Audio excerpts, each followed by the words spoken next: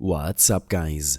In this tutorial, I will show you how to turn on in-app purchases on your iPad. If you're trying to buy something inside an app and the option isn't working or appears to be blocked, chances are that in-app purchases are disabled in your settings. Start by opening the Settings app on your iPad. Scroll down to the left-hand menu and tap on Screen Time. Once you're inside Screen Time, scroll down again and tap on Content and Privacy Restrictions. From there, tap on iTunes and App Store purchases. On the next screen, you will see multiple options. Look for the one labeled In-App Purchases. Tap on it and then make sure it's set to Allow. Once enabled, you'll be able to make purchases inside apps without any issues.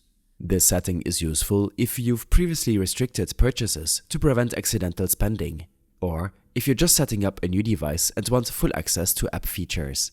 I hope this helped you out. Leave a comment if you have any questions and see you in the next one.